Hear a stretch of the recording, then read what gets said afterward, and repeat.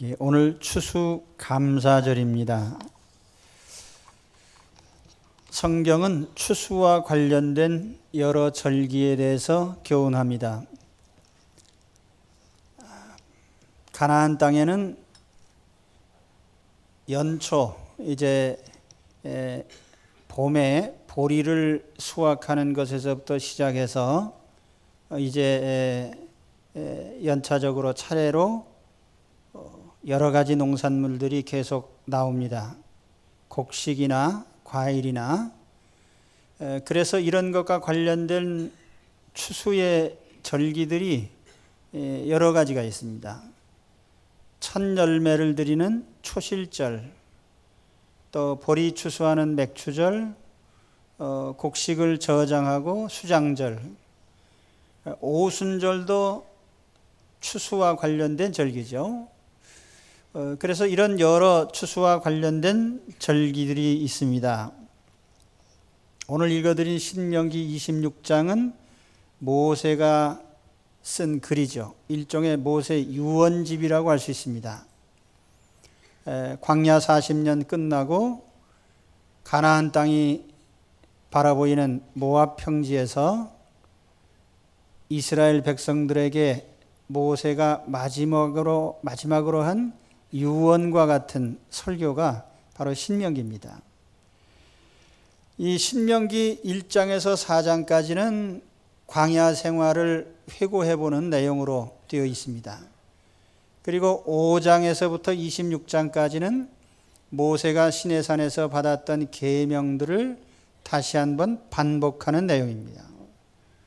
27장에서 30장까지의 내용은 이 계명을 받으면 복이고 거부하면 하나님의 징벌이 내려질 것이라는 내용이 바로 후반부에 기록되어 있습니다.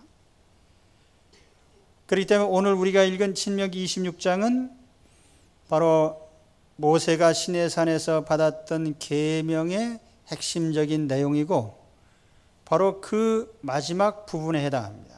26장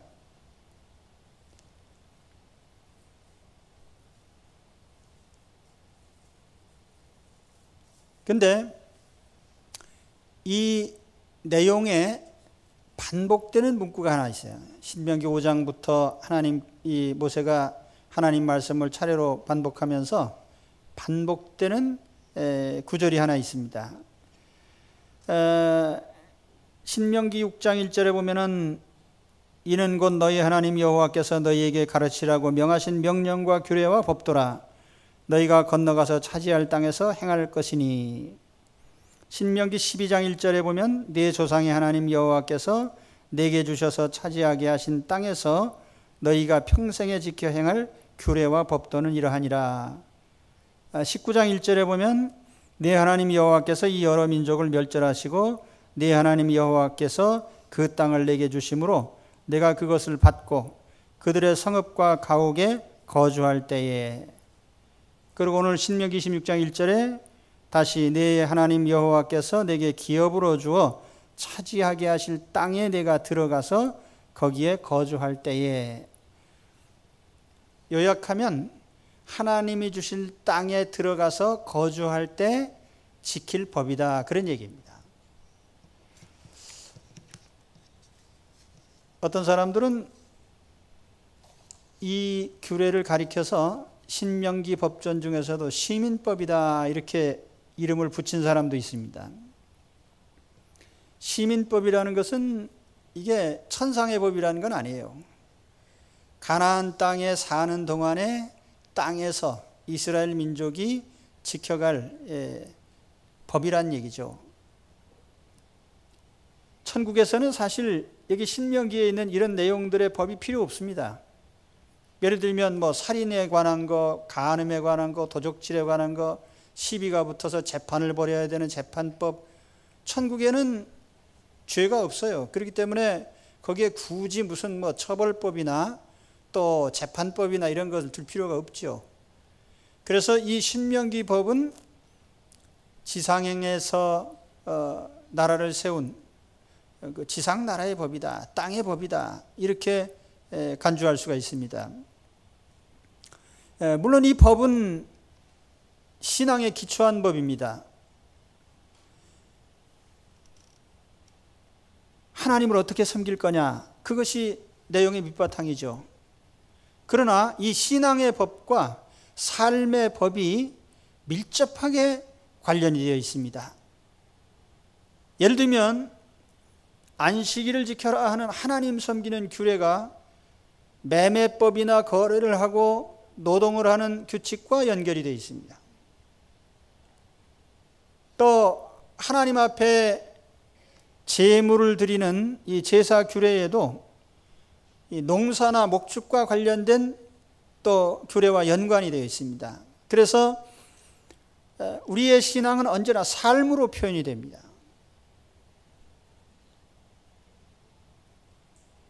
앞서 말씀드렸지만은 신명기 5장에서 26장까지 모세가 시내산에서 받은 계명의 핵심적인 부분들인데, 이 계명은 실천적인 법입니다.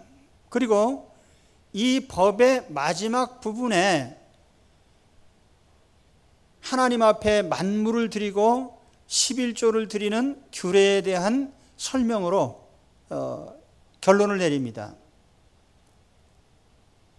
여러분이 제사법전인 레위기 27장을 보면, 레위기를 보면 그 마지막 27장의 11조에 관한 규례로 그 말씀을 맺습니다. 또 신명기 5장에서 26장까지 내용 중에 마지막은 하나님 앞에 제물을 어떻게 드릴 거냐, 첫 열매와 또 3년의 11조에 관한 규례로 이 말씀을 정리합니다. 이게 무슨 의미가 있는가? 우리의 하나님 섬기는 영적인 생활이 땅의 규칙과 관련이 있고, 또 땅의 모든 규칙은 우리가 재물을 어떻게 다루느냐에 따라서 상당히 좌우된다는 것입니다. 한마디로 얘기하면은 어떤 한 사람이 돈을 어떻게 쓰느냐에 따라서 그 사람의 경건과 신앙과 삶의 모든 것이 좌우되고 또 거기에 영향을 받는다는 얘기예요.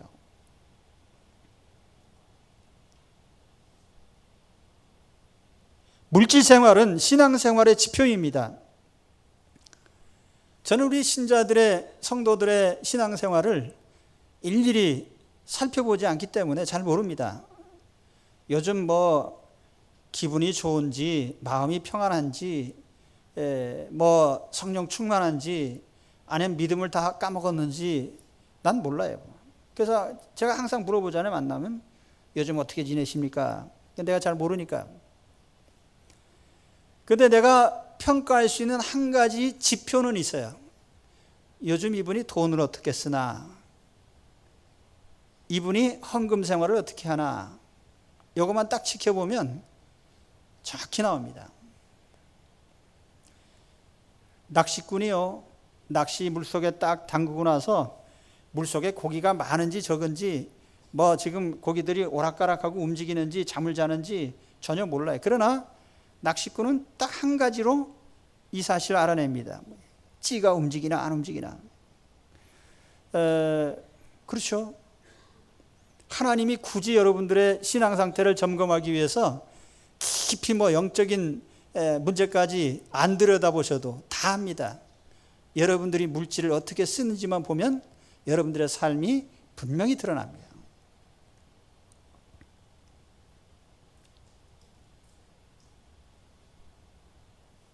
참 재밌는 논리예요.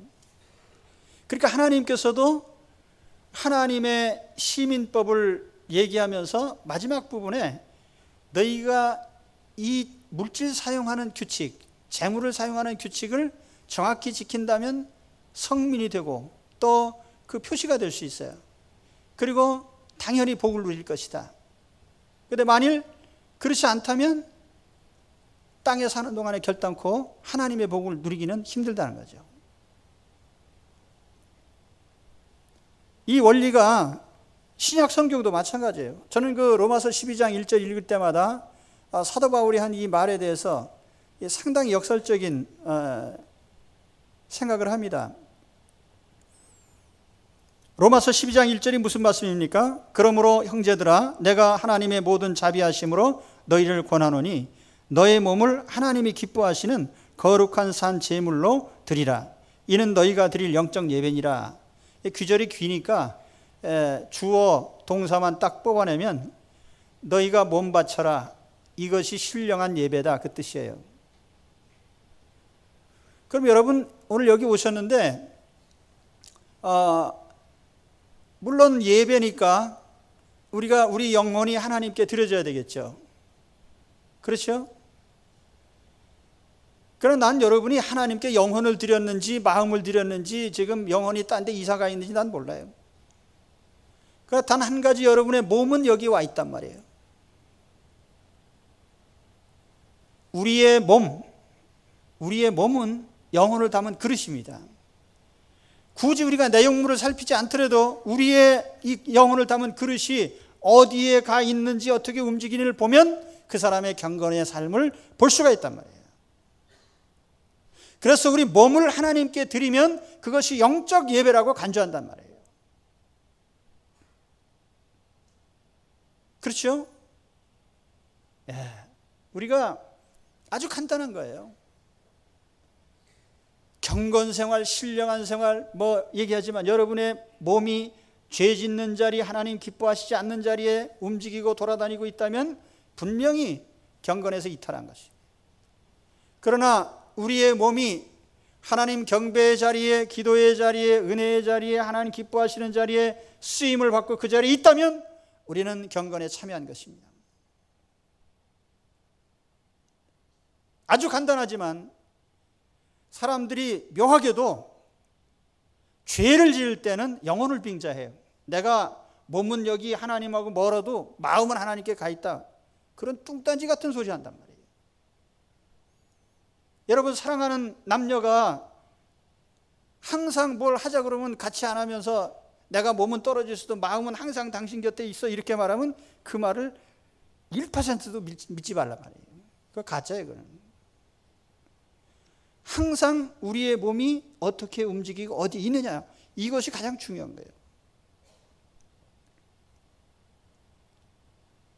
뭐 몸이 영혼보다 더 중요하다, 물질이 영보다 더 중요하다 그런 뜻이 아니라 우리는 가견적이고 눈에 보이는 우리의 몸에 의해서 우리의 영혼의 소재를 파악할 수 있단 말이에요.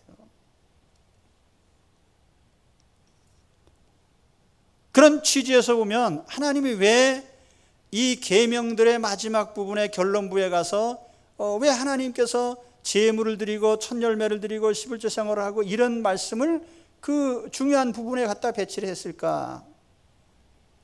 우리가 우리 재정을 어떻게 집행하는지만 보면 하나님이 우리의 경건을 판단하실 수 있고 우리가 물질을 사용하는 그것이 우리의 영적인 삶과 경건을 제어할 수 있기 때문에 좌우할 수 있기 때문에 하나님이 이 계명을 이렇게 배치하신 것입니다.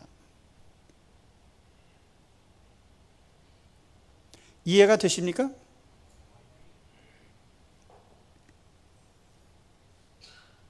추수감사절이 1년에 한 번 있는 절기지만 그러나 우리가 이 절기의 의미는 우리가 과연 1년 동안에 하나님이 주신 재물을 올바로 썼는지 평가해보고 내가 앞으로 이 재물을 어떻게 하나님의 법대로 쓸 것인지를 판단해보는 방향을 설정하는 그런 날입니다.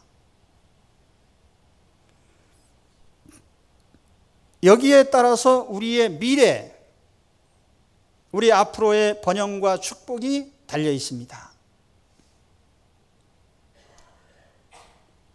우리 중에 하나님께 복받고 싶지 않은 사람 없을 겁니다. 그러나 복을 받는다는 것은 무당이 빌듯이 굿하고 빈다고 해서 복이 오는 건 아니에요. 이거는 법입니다. 그래서 하나님이 오늘 여기 이 말씀하시면서도 신명기 5장에서부터 26장까지 내용에 하나님 말씀을 가리키는 명칭이 굉장히 많습니다. 이 하나님의 규례, 법도, 도, 길, 하나님의 율법, 율례. 그래서 그 영어 단어로 번역할 때 보면은 뭐 스태튜츠라는 말도 있고, 말하자면 뭐 성문법이죠. 그리고 law, ordinance, commandment, 명령이란 말이죠. 이런 여러 단어로 번역을 하는 거예요. 그러니까 우리가 하나님 앞에 받은 이 재물에 관한 규정은 이건 law입니다. 법입니다. 그리고 하나님 명령이죠. 그래서 이건 선택의 여지가 없는 거예요. 그래서 여러분이 신명기 26장까지 이 말씀을 하신 후에 하나님이 27장에 가서 보면은 온 백성을 에발산 그리심 산에 놓고 축복을 선포하면 아멘, 저주를 선포해도 아멘. 그게 무슨 뜻입니까? 순종하면 하나님 이런 축복 주시리라 그러면 아멘, 거역하면 이렇게 벌을 받는다 아멘. 그렇게 해서 이스라엘이 아주 자기 입으로 소리를 치게 만들었어요.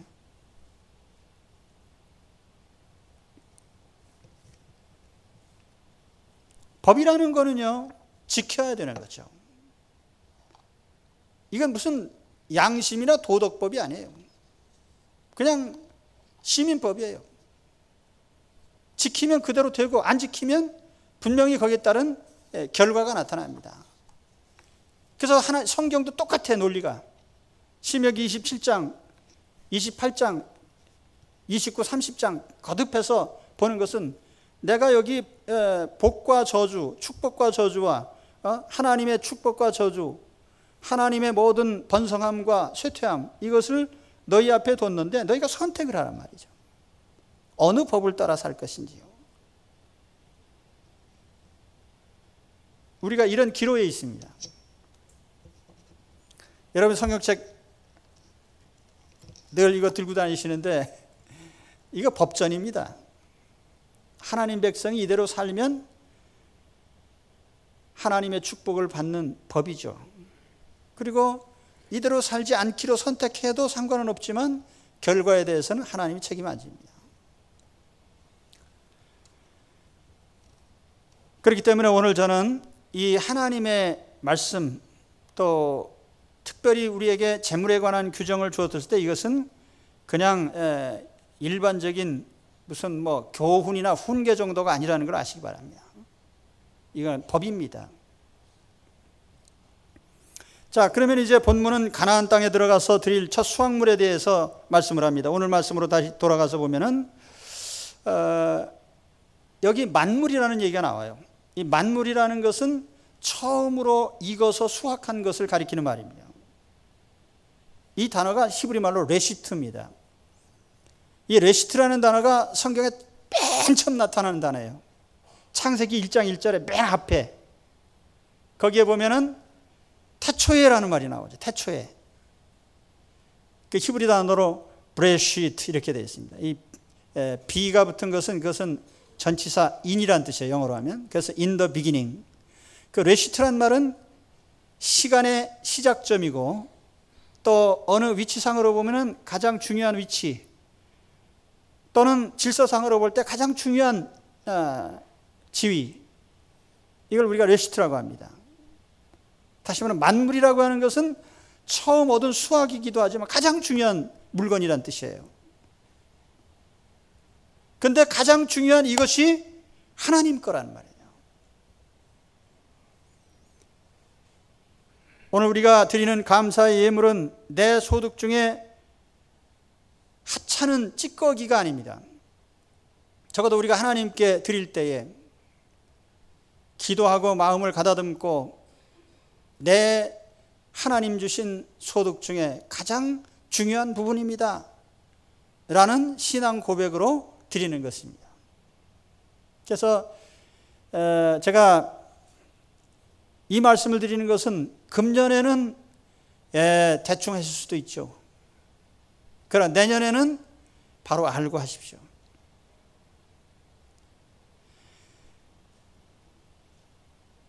이 가나안 정착 후에 첫 예물이라는 것은 이스라엘 민족에게는 굉장히 의미가 있습니다. 왜냐하면 이 사람들이 본래 유목민이에요.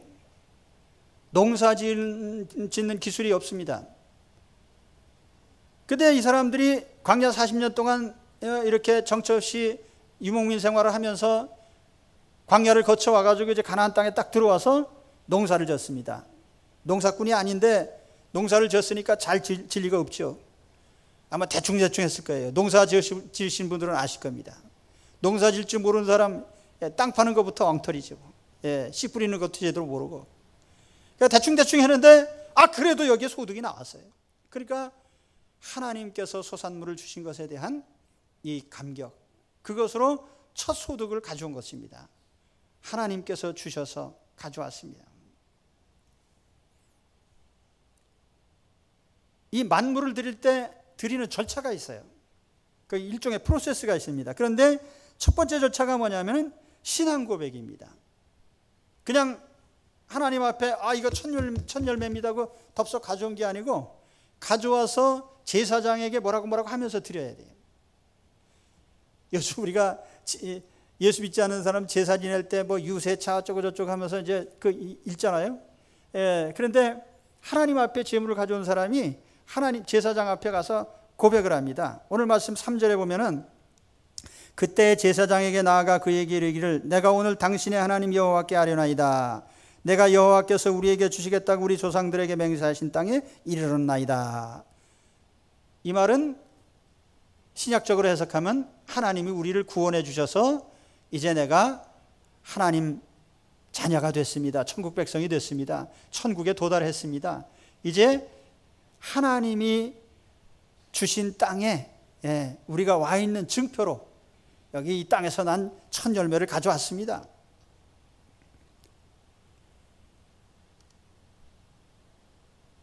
아브라함에게 약속했던 가나안 땅, 하나님이 약속했던 구원, 하나님께서 이루셨습니다. 그래서 오늘 우리가 하나님 앞에 우리는 가장 먼저 감사할 때 내가 하나님의 자녀가 된 것에 대한 감사가 우리의 첫째입니다.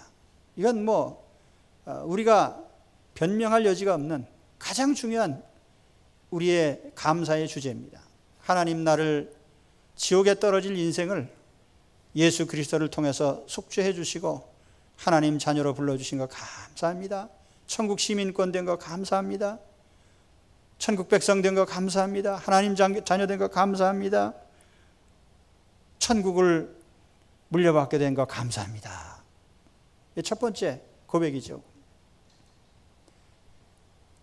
둘째는 하나님의 섭리죠.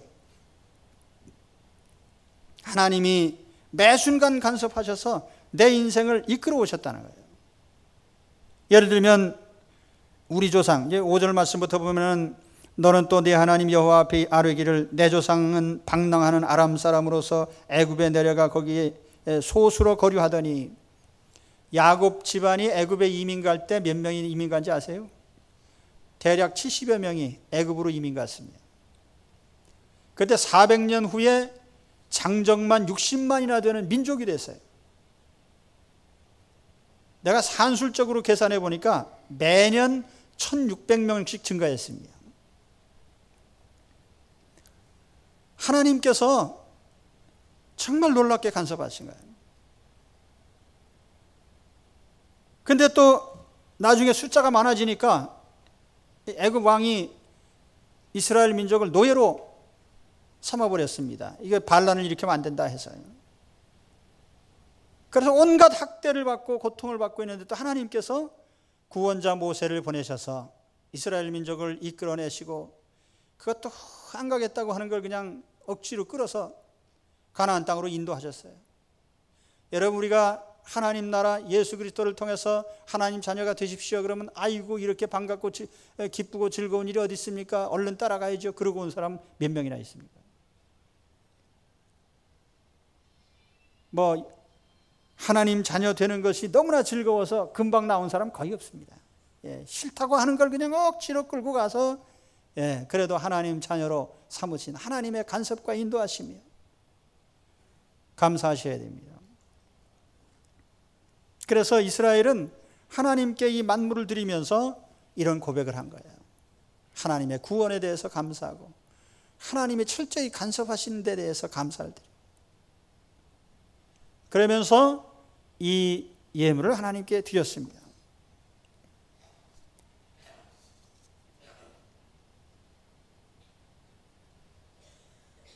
그래서 하나님께 예물을 드리면서 고백이 첫 번째 과정이라면, 두 번째 과정은 이 기쁨을 나 혼자만이 아니라 함께 나눴어요. 하나님께 예물을 드리고 그 결과로 얻는 기쁨, 그것을 주변 사람과 같이 나눴습니다. 그래서 오늘 11절에 보면은 내 하나님 여호와께서 너와 내 집에 주신 모든 복으로 말미암아 너는 레위인과 너희 가운데 거류하는 객과 함께 즐거워할지니라.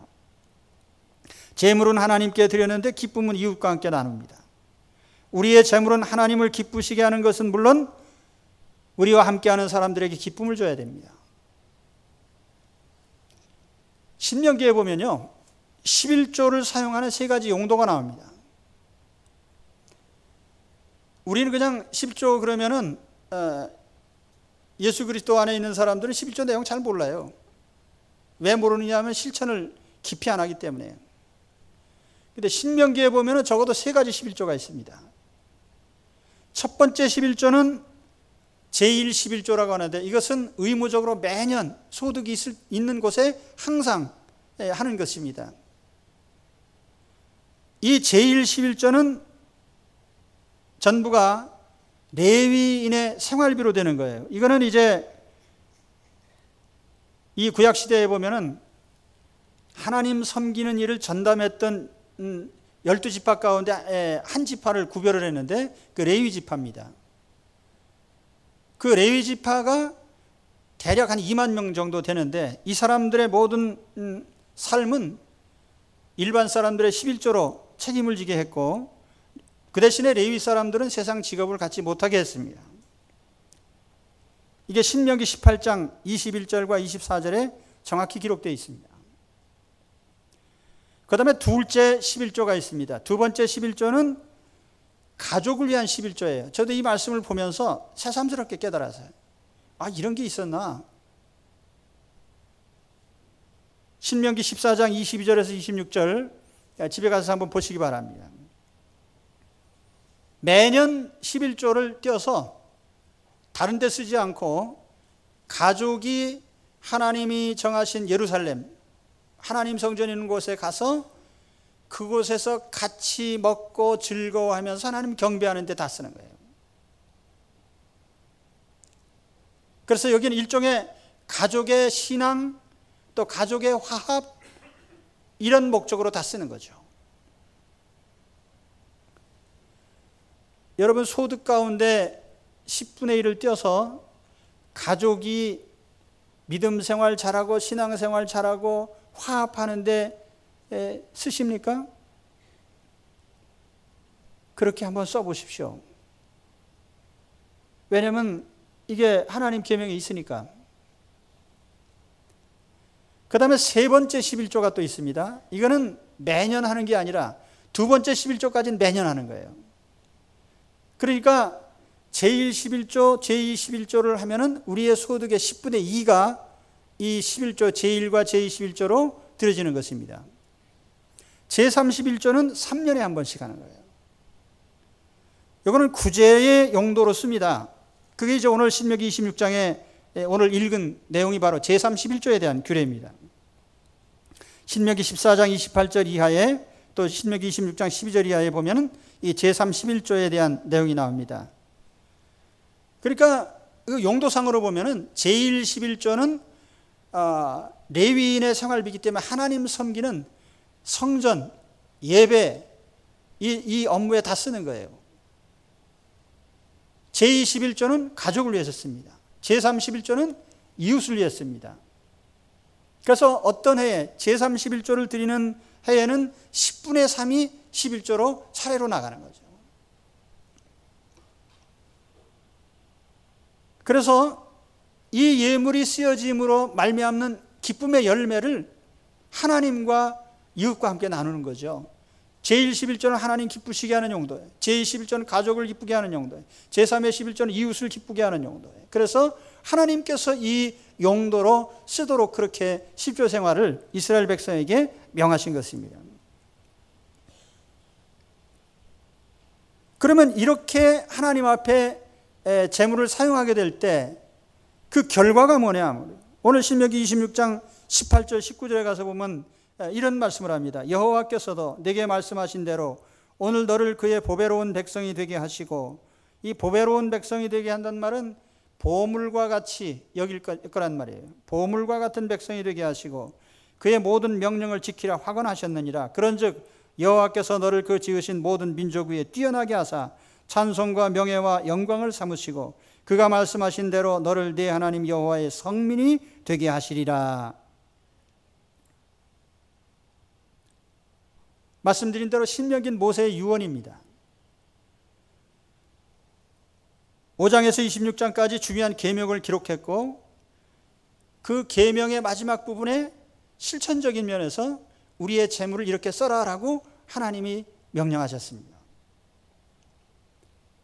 이걸 지키게 될 때 어떤 축복이 오느냐? 오늘 여기 26장에는 모든 민족 위에 뛰어나게 하겠다. 이건 하나의 타이틀입니다. 그런데 여러분이 26장 오늘 읽으셨지만 그 뒤로 한 장 건너서 27장에 가서 보세요. 27장에 가서 보시면은 에발산과 그리심산에서 이스라엘 백성을 모아놓고 하나님 법 지키면 아멘 하고 이제 받을 축복에 대해서 아멘 하고, 또 안 지키면 하나님 벌 받을 것에 대해서 아멘 하고 소리쳐서 화답하게 하셨습니다. 그리고 28장에 가서 보면은 이제 28장 전체가 두 부분으로 되어 있어요. 28장, 제가 이렇게 얘기하면은 신명기를 얼른 펼치셔서 궁금하지도 않습니까? 신명기 28장에 무슨 내용이 있는지요? 신명기 18장에 전체가 68절인데 1절에서 14절까지는 축복이 약속되어 있습니다. 그리고 15절에서 68절까지는 하나님의 징벌이 명시되어 있습니다. 14절까지만 즐겁게 읽고 빨간 줄 치고 그 이하는 안 읽으면 되지 않나. 근데 사실은 그 이하를 읽으셔야 돼요, 반드시. 그래서 15절부터 68절까지 읽으시면 야 이거 참 어떻게 이럴 수가 있나.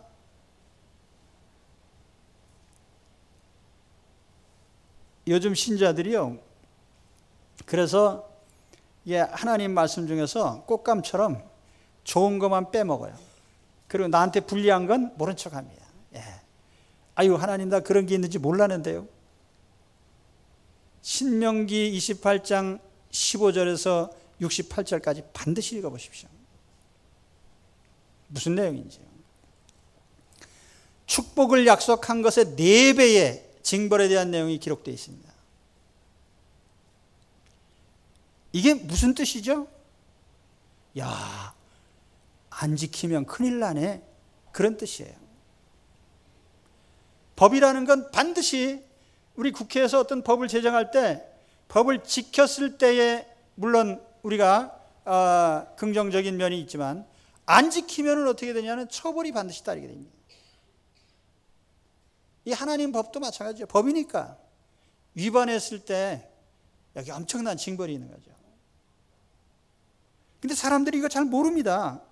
그러다 보니까 아무렇게나 사는 거 아니에요. 그럼 이제 이런 전제하에 우리가 하나님의 법을 잘 지키고 재정 집행을 바로 했다고 가정하고 이제 신명기 18장 1절에서부터 14절을 한번 봅니다. 제가 큰 소리로 읽을 때 다 기분 좋은 얘기니까 속으로 아멘 하시고 겉으로도 아멘 하시고 아멘 하십시오. 내가 네 하나님 여호와의 말씀을 삼가 듣고 내가 오늘 네게 명령하는 그의 모든 명령을 지켜 행하면 네 하나님 여호와께서 너를 세계 모든 민족 위에 뛰어나게 하실 것이라. 이건 제목입니다. 타이틀. 모든 민족 위에 뛰어나게. 그리고 2절에서부터 6절까지는 축복의 범위를 기록하고 있어요. 어떤 방면에 복을 주시느냐. 내가 네 하나님 여호와의 말씀을 청정하면 이 모든 복이 내게 임하며 내게 이르리니 성읍에서도 복을 받고 들에서도 복을 받을 것이며 내 몸의 자녀와 내 토지의 소산과 내 짐승의 새끼와 소와 양의 새끼가 복을 받을 것이며 내 광주리와 떡반죽 그릇이 복을 받을 것이며 내가 들어와도 복을 받고 나가도 복을 받을 것이니라. 가정과 일터, 안이나 밖이나 자녀나 소유나 모든 방면에 하나님께서 복을 주실 것이다. 그리고 7절에서 14절까지는 공동체적인 축복을 약속합니다. 여호와께서 너를 대적하기 위해 일어난 적군들을 내 앞에서 패하게 하시리라. 그들이 한 길로 너를 치러 들어왔으나 내 앞에서 7길로 도망하리라. 여호와께서 명령하사 내 창고와 내 손으로 하는 모든 일에 복을 내리시고 내 하나님 여호와께서 내게 주시는 땅에서 내게 복을 주실 것이며 여호와께서 내게 맹세하신 대로 너를 세워 자기의 성민이 되게 하시리니 이는 내가 내 하나님 여호와의 명령을 지켜 그 길로 행할 것임이니라. 땅의 모든 백성이 여호와의 이름이 너를 위하여 불리고 있는 것을 보고 두려워하리라. 여호와께서 내게 주리라고 내 조상들에게 맹세하신 땅에서 내게 복을 주사 내 몸의 소생과 가축의 새끼와 토지의 소산을 많게 하시며 여호와께서 너를 위하여 하늘의 아름다운 보고를 여시사 내 땅에 때를 따라 비를 내리시고 내 손으로 하는 모든 일에 복을 주시리니 내가 많은 민족에게 구워줄지라도 너는 꾸지 아니할 것이요 여호와께서 너를 머리가 되고 꼬리가 되지 않게 하시며 위에만 있고 아래에 있지 않게 하시리니 오직 너는 내가 오늘 내게 명하는 내 하나님 여호와의 명령을 듣고 지켜 행하며 내가 오늘 너희에게 명령하는 그 말씀을 떠나 좌로나 우로나 치우치지 아니하고 다른 신을 따라 섬기지 아니하면 이와 같으리라.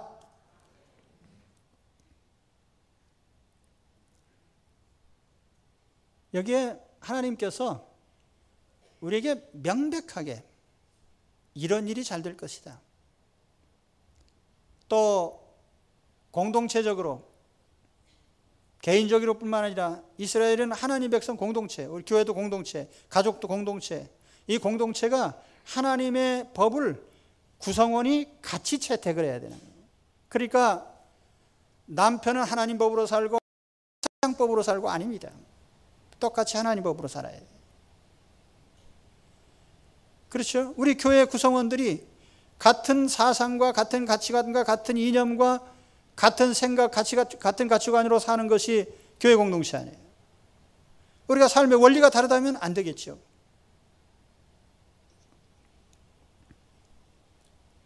신명기는 구약 법전입니다. 그래서 많은 사람들이 구약을 대할 때, 우리가 성경을 읽을 때 그래요. 이 구약은 뭐고 신약은 뭐냐? 물론 여기에 주인공은 예수님이기 때문에 구약은 오실 예수님, 신약은 오신 예수님을 말씀한다. 그것만 얘기하는 건 아니에요. 여기에 하나님 백성이 살아가야 될 삶의 원리들이 다 기록되어 있습니다. 삶의 법과 규칙. 구약은 없어진 계명이 아니에요. 예수님이 구약 없어졌다는 말씀 하신 적이 없습니다.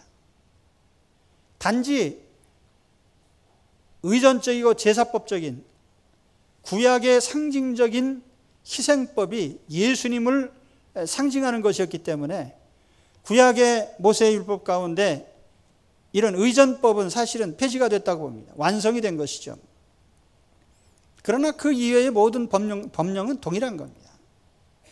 하나님 백성이 살아가는 원리가 똑같은 거예요.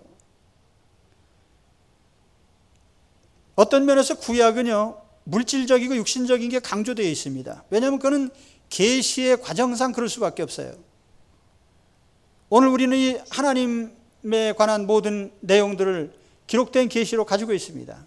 그러나 구약 시대에는 하나님에 대한 어떤 것도 확실하게 계시에 명시되지 않았어요. 그렇기 때문에 하나님께서 될 수 있는 대로 하나님 자신을 알리시기 위해서 눈에 보이는 기적, 표적, 물질적인 거, 육체적인 거, 이런 걸 증표로 많이 보여주신 게 사실입니다. 또 상대적으로 신약은 예수 그리스도를 통해서 우리가 죄 용서받고 하나님 자녀되고 우리가 영혼의 구원과 천국의 기쁨을 누리는 이 모든 것에 대해서 영적인 면이 매우 강조되어 있어요. 상대적으로 눈에 보이는 것, 육신적인 것은 조금 낮게 취급되는 것이 사실입니다. 그렇다고 해서 오늘 우리가 살아가는 삶의 원리가 바뀐 건 아니란 말이에요. 우리는 지금 천국에 사는 게 아니잖아요. 땅에 몸을 담고 살고 있어요. 우리는 적어도 이 땅을 떠나는 날까지 이 땅에서 육신 생활을 해야 되고 물질 생활을 해야 됩니다. 당연히 우리의 중요한 관심사 중에 하나가 물질을 어떻게 다룰 거냐는 거예요. 여러분 나가서 사업을 하시고 직업을 갖고 그래서 소득을 얻었을 때 이걸 어떻게 쓸 것입니까? 성경은 매우 명백하게 이렇게 쓰면 된다고 가르쳐주고 있습니다. 이 만물의 규례나 또는 11조에 관한 여러 규례들, 그리고 10분의 3까지 하나님께 드리면 나머지는 어떻게 하냐? 그거는 여러분들이 양심껏 쓰시면 돼요. 그러나 이 신명기 26장 후반부에 보면은 매 3년에 11조를 바치면서 거기도 고백이 나옵니다. 하나님, 제가 우상 숭배하는 데 쓰지 않았습니다. 나쁜 일에 쓰지 않았습니다. 죄 지은 일에 쓰지 않았습니다. 이 고백을 하면서 드렸거든요. 그래서 하나님 앞에 우리의 재물을 가지고 쓸 때에 양심껏 쓰지만 죄 짓는 일에 쓰면 안 됩니다.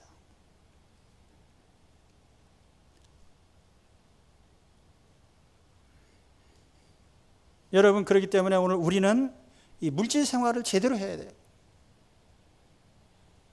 좀 역설적으로 교회가 물질 생활을 바로 하는 면을 제대로 가르치질 않습니다. 맨날 영혼만 잘 되라고 그래요. 가만히 영혼이 그냥 저절로 잘 됩니까? 어떤 면에서 보면은 우리의 모든 삶이 물질의 영향 아래에 있습니다. 현대 사회의 가장 중요한 지표가 뭡니까? 사람들의 관심사가 뭐예요? 돈 아니에요, 돈. 이것은 지금이나 옛날이나 구약시대나 신약시대나 똑같습니다. 사람들의 관심사가요. 그렇기 때문에 우리가 이 재물을 올바로 쓸 때 경건도 지켜지고 신앙도 지켜지고 영혼도 지켜지고 우리의 삶이 바른 궤도를 갈 수가 있는 것입니다.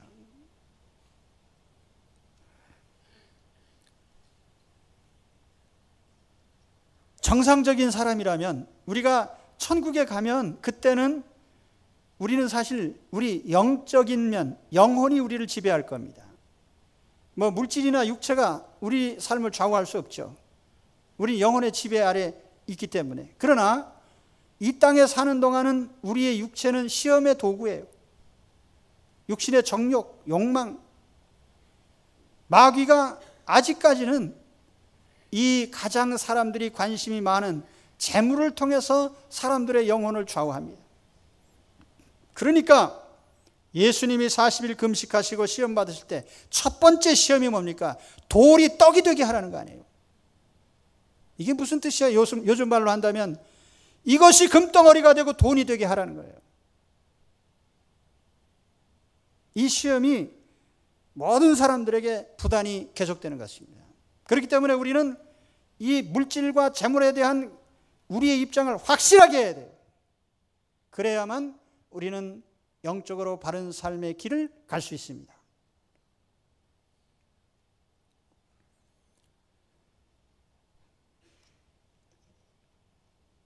어떤 면에서 보면 그렇습니다. 자, 서울서 부산까지 고속철도가 있는데 기차가 시속 200km, 300km로 달리는데요. 단 한 가지, 궤도 위에 얹혀 있을 때, 레 위에 얹혀 있을 때, 서울서 부산까지 가는데 경부고속도로로 통과하면 4시간이면 주파할 수 있습니다. 단 도로상에 제대로 얹혀서 도로교통법을 제대로 지킬 때 얘기입니다. 도로를 이탈하거나 궤도를 이탈하면 한 발짝도 우리는 갈 수 없고